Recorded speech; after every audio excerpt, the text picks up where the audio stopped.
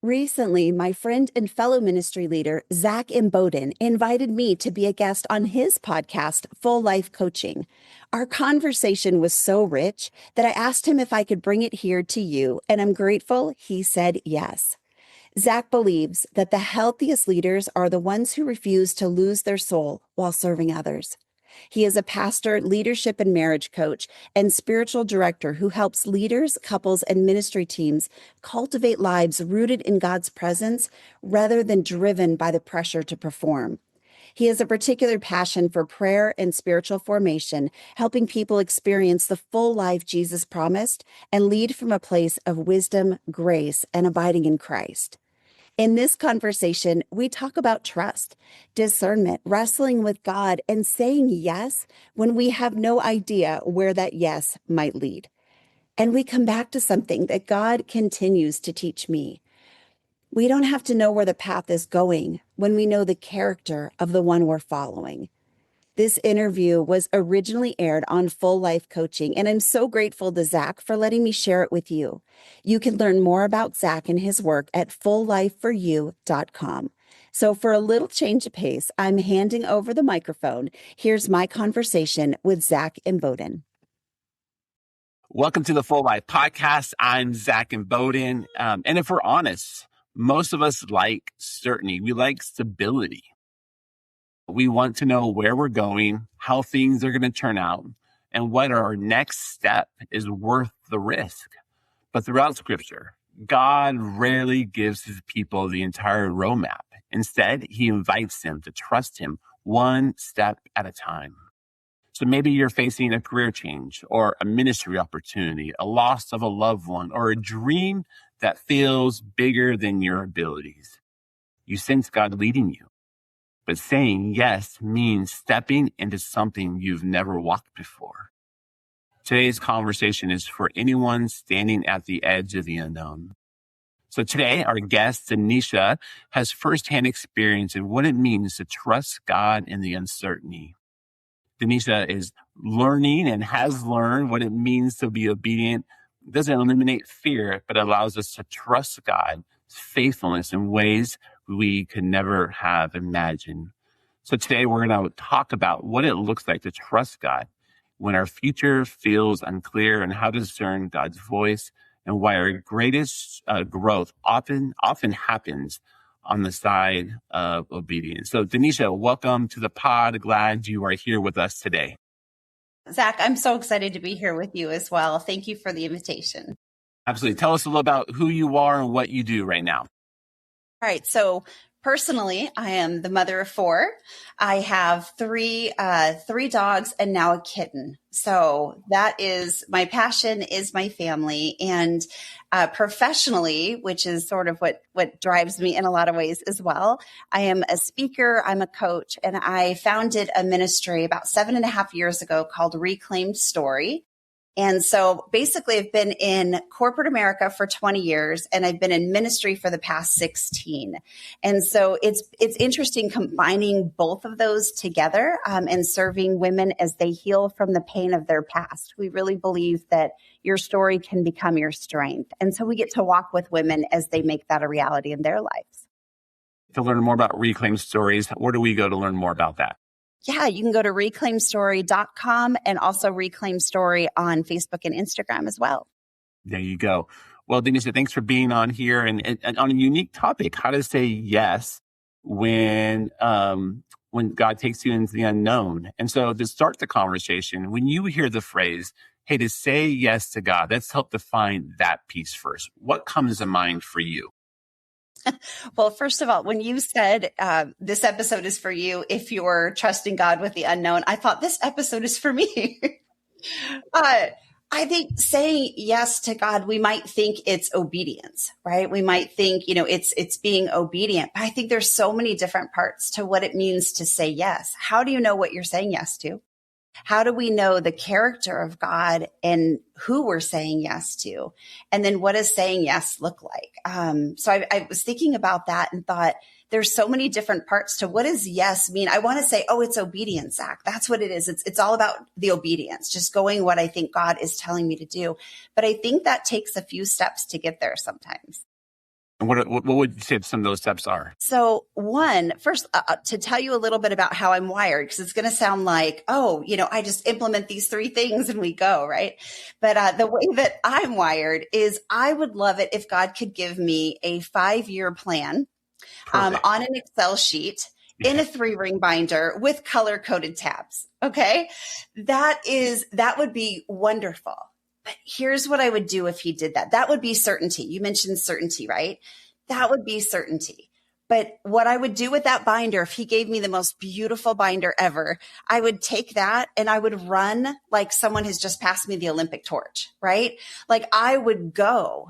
And I think what God calls us to do is he won't give us that because I would run and go. He knows me for that. So for all of you planners and people who like control in their lives, that would be awesome. But we would take it and we would run. And that's not what God's calling us to do. So I've learned sometimes that obedience can come even before understanding. So we may not get that binder, right? But what it causes us to do is it causes us to stay really close to him. If I start to whisper, everyone's going to lean in a little bit, right? If I yell, people are going to go, oh, I hear you, and keep walking. But I think that when the Lord doesn't give us that plan, when he doesn't shout really loud exactly those perfect next steps, that's when we have to lean in and trust him, but also lean in to hear his voice a little bit more. So that I am definitely a planner. And so this has been a big challenge for me. So I just want to lay that down. So if anybody's like, oh, that must be easy for her. Oh, no, it's not. I beg for the 3-ring binder all the time. So even just for the next year, it doesn't have to be the next 5 to 20 years. Just the next 6 months would be really nice. Tomorrow, Sometimes. right? Yeah. And so for me, I'm the same way. I have lots of plans in my head that are 10, 15, 20, 30 years from now. But for me, that saying yes is having to really get to a spot in my life. Like, can I trust God? Can I really trust God that he has what's best for me? And for me, when I ask that question, what does it mean to say yes? It's really asking the question, can I really trust God? And then to be honest, and then the easy answer is yes, I trust God. I'm a pastor. I'm a spiritual director. I'm a coach. Yes, I do trust God. But when it comes, it helps and put a spotlight on my heart on the places that I don't trust him. And so it makes me then realize, okay, where am I falling short? Where do I trying to hold on to control? Where do I have images of God that aren't true? And so for me to really say, yes, do I trust him? I really do. I really do have to get to a spot to say yes to him means that he has what's best for me, even if I don't understand it, even if I don't believe it, even if I don't want it, that he has what's best for me. And so when to say yes to God, it really I have to get to a spot for me to recognize that God has what's best all the time. He has what's good for me all the time for me. And that's not always easy for me to be okay with. And so I have to work out the heart issues in my life to get to a spot where I can say yes to him and those things. Yeah. I love what you said too. Like, his character. I think that comes from life experience. That comes from the word, right? And I think faith is trusting the one who's leading us.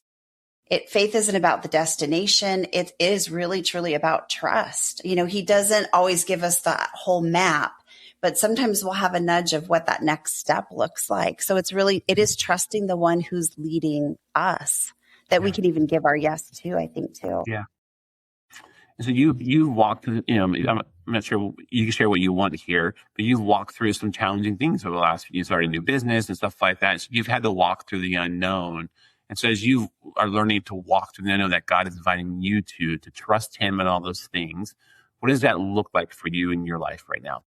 I think a couple of things. Right now, it looks like starting in a new adventure with this ministry. It's been 7 years, but when you're doing something grassroots, it can be a definite walk of faith. When I think back on different times that God has asked for my yes, I remember there was a time I had not seen my biological dad for 30 years. So from when I was 11 till almost 41. And I saw him for the first time, and the Lord prompted me so strongly, Zach. Like I couldn't deny it and I couldn't run from it, or I was going to be in disobedience. Like I could feel that. And he prompted me to ask him a question. And I remember sitting there and arguing with God. Like I wanted to trust and just jump in, but I argued a little bit. And then finally I was obedient. And I did go ahead and I asked him the question that I felt like the Lord was asking. And something really hard, but really beautiful came out of it. And it was something I never could have seen coming. Right. So I think about that moment. I think about you're building trust, right? In that moment, even though I didn't want to do it and I thought devastation was going to come, my dad's never going to want to talk to me. It's going to be another 30 years, and those moments really laid the foundation for me of what my yes looks like and being able to trust God. I remember I'm a back row girl in church. Okay. I don't sit under the spotlight. If it's underneath me during worship, I move. Like I am a very back row, just want to be here, want to talk to my people, but don't want to be in a spotlight at all. And I remember the first time God asked me through my work, asked me to get up on the platform and preach. And I thought, what? Like, what are you doing? I'm a back row girl. Don't you know me? And to this day, so I said yes I argued and I wrestled and I tend to do that. But to this day, I will hold one hand when I go to speak. That speaking at church led to speaking nationally.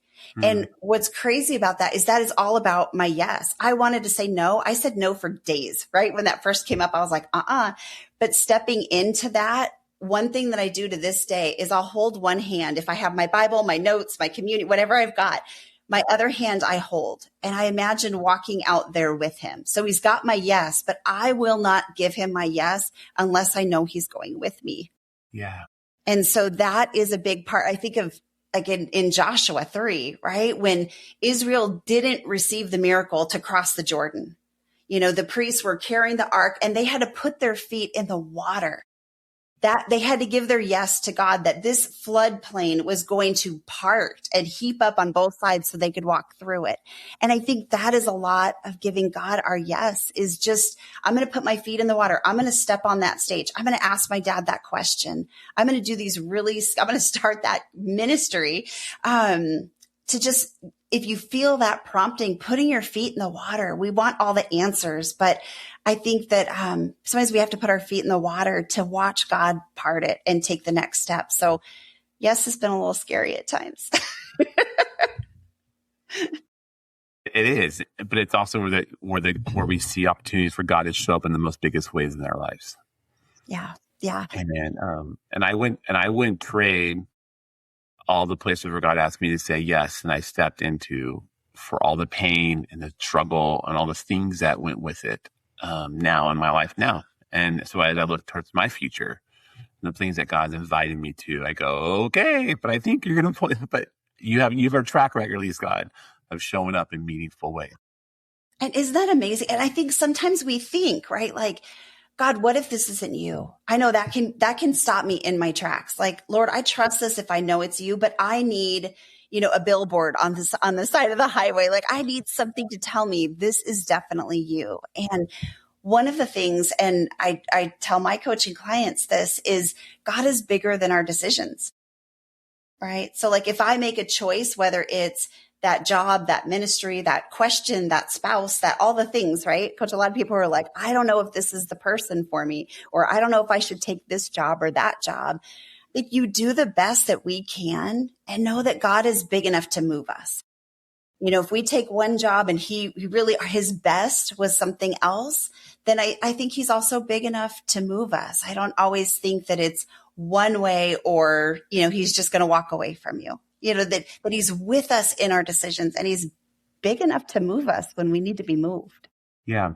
So what I hear us saying here is if you're in seasons of the unknown and you're not sure where to go or where God's leading or he's inviting you something you might not know what it is, man, the first spot is to trust God. Like your life is always better when we trust him. So whatever it is, where it's the reality of life hitting you or the invitation God might have for you in the future, or whatever the seasons of the unknown looks like for you, like the first place really is to start and trust God. And when you do that, just to we're just reminding each other that God has good things for us. And he always shows up in meaningful, significant ways. And God cares about us more than we could possibly imagine.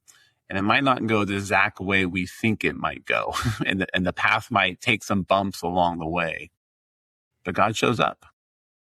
He shows up every time. And so, Denisha, anything else on that piece of like the first step to step out in the unknown and trust God? Anything else you want to just add to that conversation? The only thing that comes to mind is Proverbs when it says, trust in the Lord with all your heart, and lean not on your own understanding. I think that I noticed that it doesn't say understand, then trust. It says trust in the Lord with all your heart and lean not on your own understanding. So it's the trust part. That's huge, and knowing who he is and trusting him no matter what. Yeah. And Denisha, I think as you and I are talking about this, you talk about trusting God is important first, and then it's just discerning God's voice in the unknown. And so when you think about what does it mean to discern God's voice, the question people often ask, and when I coach them, I'm sure in your coaching conversations as well, how do I really know it's from God and not just a burrito I had last night, or my ego kicking in, or my insecurities kicking in? How do you discern? How do you help people discern if it's really from God or not? I love the topic of discernment, and I love the fact you're talking about it. Discernment first, I think, flows from that relationship, like we've been talking about, right? It flows from knowing who he is and then stepping out of that. So, for instance, if God is leading me to something that doesn't align with his word, then I know that's not the Lord, right? I know that's not him. But it flows from that relationship with him. And I think about one of the passages I've been really holding on to recently is John 15:5. And it's, I am the vine, you are the branches, right? If you remain in me and I in you, you will bear much fruit, whatever that fruit looks like, whether it's a decision you're making, as you mentioned. But apart from me, you can do nothing, it says. And part of me wants to figure it all out. Discernment is like, well, I have to make a spreadsheet of pros and cons, and I'm going to, figure it all out, right? But as simple as it sounds, and I do have my spreadsheets, don't get me wrong, because I'll go to God with pros and cons and be like, okay, this is really scary and all the things. But I love that verse because it doesn't say figure it all out. It says remain in me. That direction flows directly from that relationship. Fruit grows from that connection. And so I think that discernment really comes from the relationship. What would you say how would you describe discernment? Yeah, I would say a couple of things. One, God is not in fear. God is not in fear. And so when we pass from this world to go to heaven and spend eternity, there will never be fear ever again. You'll never experience fear ever again. And so part of discernment is recognizing, where am I reacting out of fear in my life? And if you're reacting out of fear, God is not in that. And so fear is usually indicators of mistrust that we may have in our lives. And so fear is a good indicator of just the things that we need to be aware and bring other people in and talk about and understand, is it my own insecurities, whatever it might be. That's a great place to do some processing with other people, coaching, friends, pastor, other ways you can do that. And so if there's fear, that should be indicators that there's something in us that we need to process. And so that's helpful.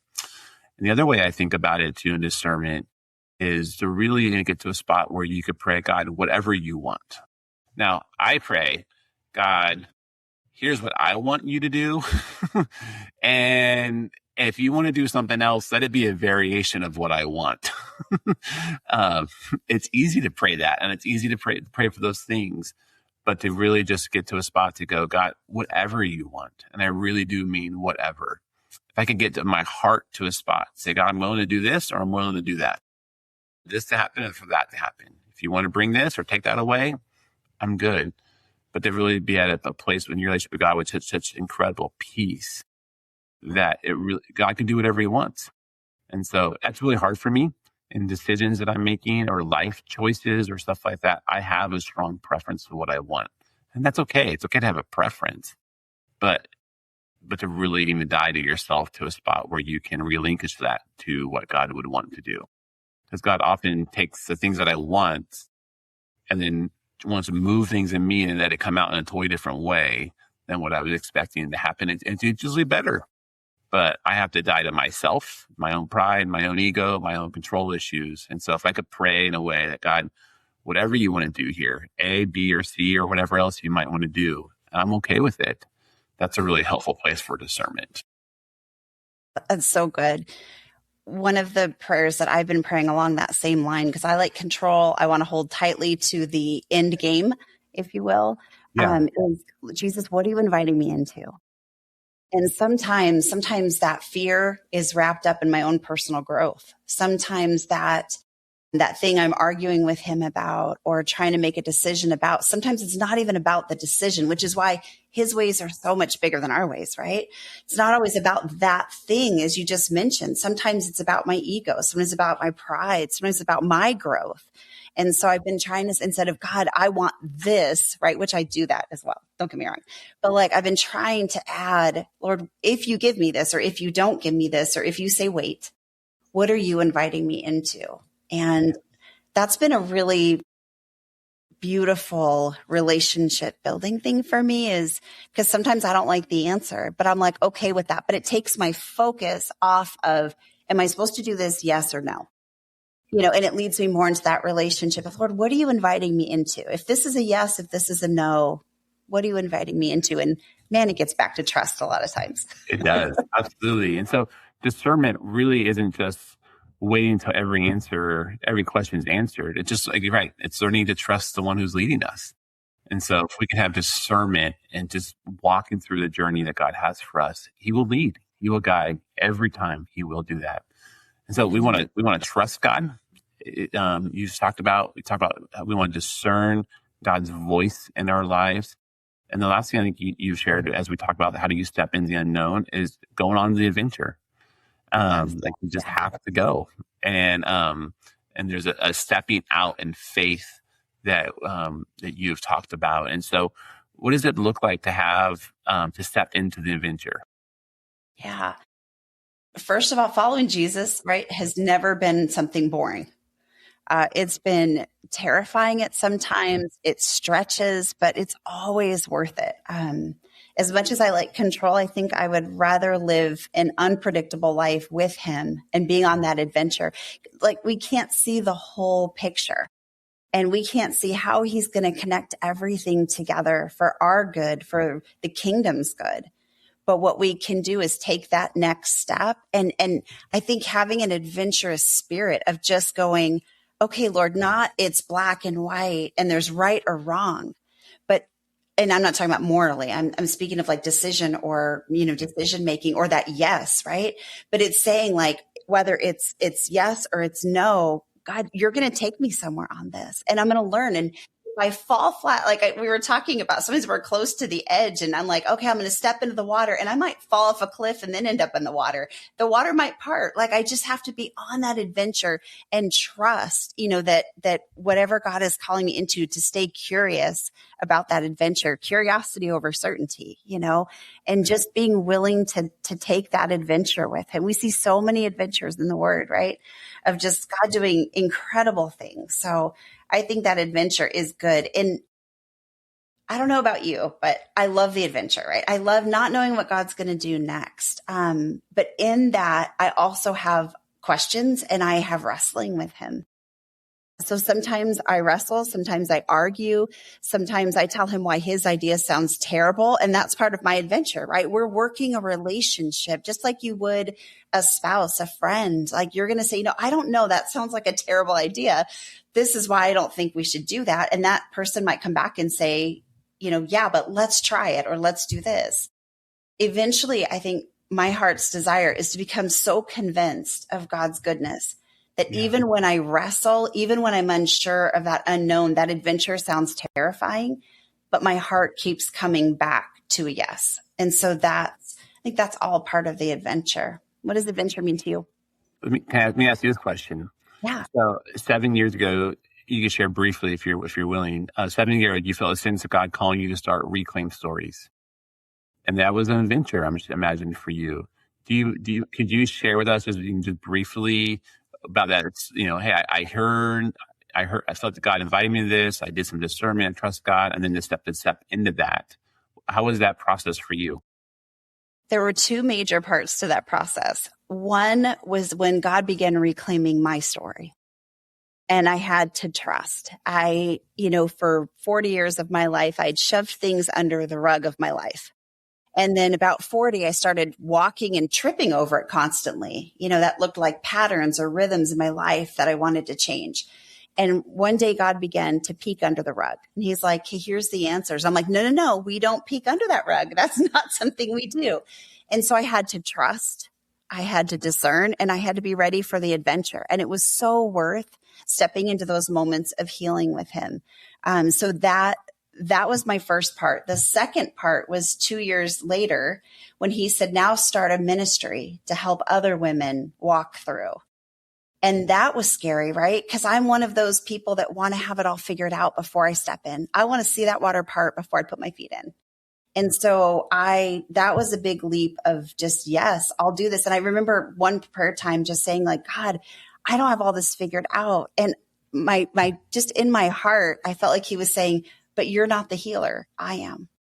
You don't have to have it figured out and all the pressure. But see, again, that's that discerning, like, God, what are you doing in me? What are you inviting me into? I had to trust that he was going to show up when I met with ladies, when we did events, when we met with, coaching clients one-on-one. I had to be certain that he was going to show up and trust that process. So that was trusting, that was discernment. And it has been an adventure for 7.5 years. Let me tell you that.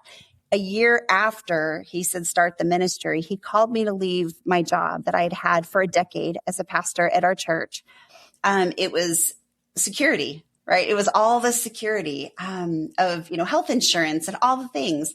And I thought I'd retire from there. And he called me to step out of that and completely go on our own with this ministry. So I guess that's a third round, right? Of trust, discernment, and adventure. And 7.5 years later, still there, still having to trust, remind myself that he is good no matter what's coming at me, and still having to just kind of walk through these three things that we're talking about. So, and would you trade it? Would you do it over again? Yeah, I would.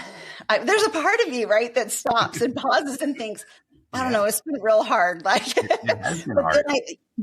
I wouldn't trade the adventure. I wouldn't trade how he and I have grown. As, I have fallen in the crowd to grab, the hem of his garment and just said, God, I cannot do this without you.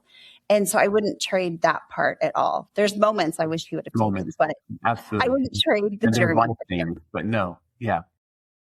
And so I hope as you, we could go here, we could stay here for hours and just tell stories after stories of our lives. And as you listen, I'm sure there's things in your life where you've had to take a step of faith and say, God, how are you going to show up? And now you look back on it and you see God's faithfulness, you see his goodness and in your life, but it doesn't always make it easy. Somebody makes it easier for the next one, and somebody makes it even just challenging for the next one. Just because you did it once doesn't mean God's going to show up the way he did before. And so hopefully as you think about whatever the unknown is for you in life right now, that you would just know that God loves you. He cares for you. He wants what's good. He wants what's best for you in your life. And it might look different than what you're thinking about. It probably will, but he has an adventure for you to step in and lean into. And so, Denisha, as we, if someone was listening to this, as you just may echo what we just talked about there, if someone is listening to this and they are feeling an invitation or just a reality of life has hit them for an adventure of what God has from the unknown, but fear or insecurities or whatever it might be is holding them back, what would you say to them? I would say that when we choose obedience or choose to trust over our certainty, that God is waiting for us in the unknown, that he knows the end from the beginning. So things that we don't know what's going to happen next, he does. And I think that certainty isn't found in the direction we take or what's coming at us, life circumstances. But I think the certainty is found in how tightly we cling, but not to certainty, but the one that we're clinging to. So I would say keep clinging to the Lord, even in the unknown, and just keep giving him your yes, because it truly is, it's worth it. It's scary in the moment, but it is so worth it. So keep clinging to him. Yeah. Are there scriptures that have anchored you during your times of uncertainty that have been helpful for you that would be helpful to share? There is. I'm trying to think of the address right now. It's in Isaiah, but it says, whether you turn to the right or the left, that your ears will hear a voice behind you saying, this is the way, walk in it. And that has been a passage that is really, I'm like, I don't hear, but I'm going to just really choose whether I turn to the right or the left. My ears will hear a voice. This is the way, walk in it. And if I hear that wrong, he's bigger than my decision. So Isaiah 30, it's in chapter 30. I know that, but. Good. Well, Denisha, thanks for coming on the pod today. If people wanted to learn more about you, coaching, speaking, all that you do, how can they learn more about you? Yeah, Denisha Werkheiser, which neither one of those is easy, but it'll be the show notes, but DenishaWerkheiser.com. And you can also find me on Facebook, Instagram, and then the ministry is Reclaimed Story. And if people are wondering about coaching, what kind of coaching do you do? Yeah. So my favorite lane in coaching is helping people take information from their past that is relevant to their present and then what to do forward. So I love purpose. I love finding things, turning pain from our life into purpose and helping people take the next step into the calling that God has for them. That's so good. Well, thank you so much for sharing part of your story with us and just being honest and just the journey you're on. And I hope one thing that stands out from this conversation is that God rarely calls us into a life of certainty. He calls us into a life of relationship with him that really is based upon trust. And the unknown can feel intimidating, but it's often where we experience God's presence, his provision, his faithfulness in the most deepest ways. So maybe as you're listening to this, you already know the step God's inviting you to take. It might be to forgive someone. It might be to step into a new ministry, launching a new business, just walking through grief, changing careers, or just simply taking the next faithful step God has placed in front of you. And so that's why I want to leave you with this idea. God doesn't reveal the entire journey. He doesn't give you the full binder with all the markings and all that stuff. He just simply asks you to say yes. Every step of obedience becomes an opportunity to discover that God is faithful. And so in this conversation is stirring you in your heart and you're wrestling through something. What's next? And you don't know how to navigate that journey alone. One of the greatest gifts God gives us is people.